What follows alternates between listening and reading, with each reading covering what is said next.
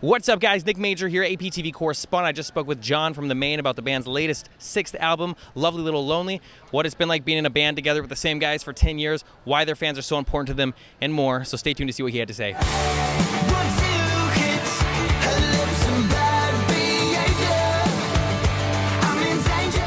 It was just over 2 years ago that I met up with you guys in Joshua Tree. True. And you guys had a whole house rented out. You were just finishing up the final touches of American Candy. Yeah. And now another album has been bestowed upon us. Album, yeah. What was the production process like that for that? Was it a similar thing? Did you guys get a house, use your own gear again? I think that's what you guys did last time, right? We did that again this time. We kind of followed the same suit as far as the general process went. And we ended up recording it with the same guy.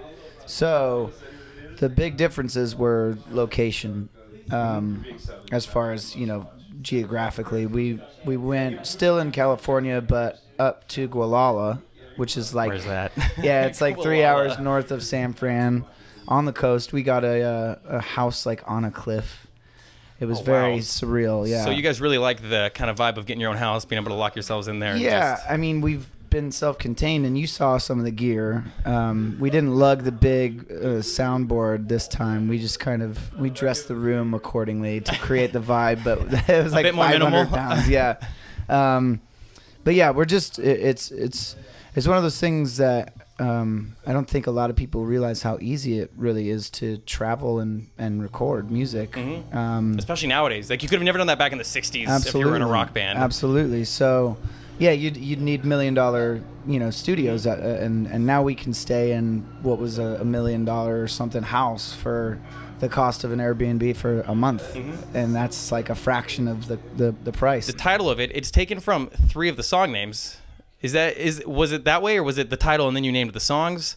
It was the title first. I'd had that floating around for some time, even before I started writing songs, and then I assigned them accordingly. Did you write the songs with the title in mind, or did those titles just happen to fit? I think I wrote the record with the title in mind.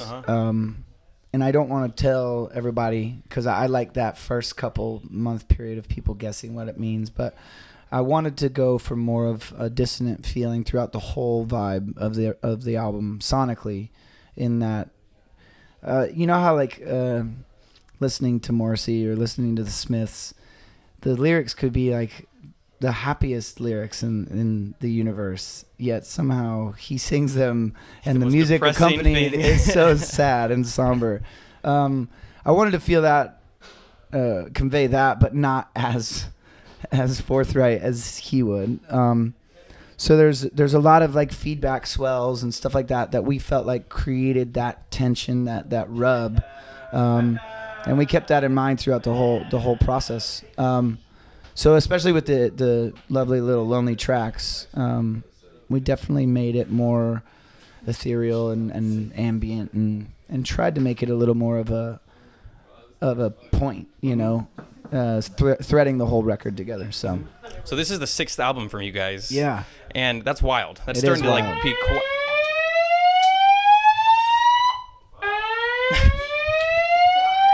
I guess the building's about to burn down. Should we figure out what's... May I have your attention, please?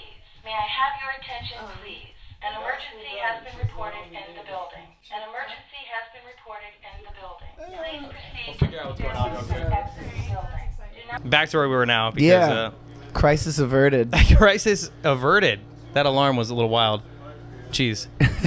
So Lovely Little Lonely it's the 6th album from you guys. 6th album. How do you guys approach an album after so long? Because you guys have always had such diversity. I think one thing that would surprise a lot of people is I was listening to a lot of The Clash while writing the album, and I don't really know if that really influenced me in any way other than the raw sound of their band, and the reggae influence that they had.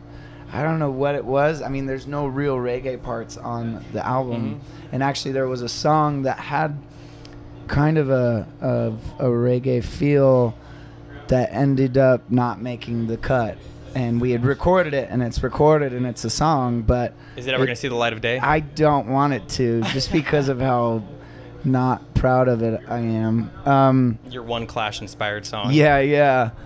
So I guess Joe Strummer and like the rawness and the like the conviction within what he was saying, how he said it live, especially. I think this is especially now. It's really hard to stray from the routine, make an album, go on tour, and just kind of, bleep, bloop, bleep, So I think for us this time, instead of standing up and being a band in a room, I bought a new computer, and it was more so a digital approach. I got like a program that had a drum machine and kind of implemented my own drum patterns, and so built an entire track before really showing anybody anything. Was that a different approach than different what you've previously done? Brand new approach, which caused a lot of headache and a lot of grief on my end, a lot of self-doubt, and I didn't pen any lyrics until almost the end of the record, which also didn't help anxiety and that self-doubt at all. But I think like again, that dissonance and that rub, even not just sonically but individually and as a band, I think helps create something fresh, or at least fresh for us. Something, it takes us down a path that we've yet to venture down. How has 10 years gone by with you guys still making music together and seemingly being such good friends? I think it's just the foundation that we built this whole thing on. It's just there's like a zero tolerance policy when it comes to ego, and I think that one way we can alleviate any ego in the room is having great people around us that come and help us put on these shows.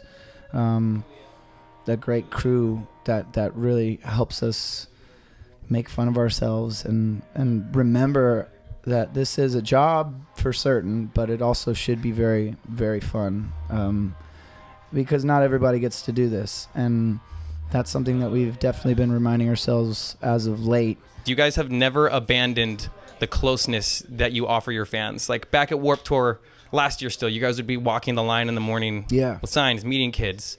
Why has it always been so important, regardless of how big you guys got, to maintain this one-on-one kind of personal relationship with fans?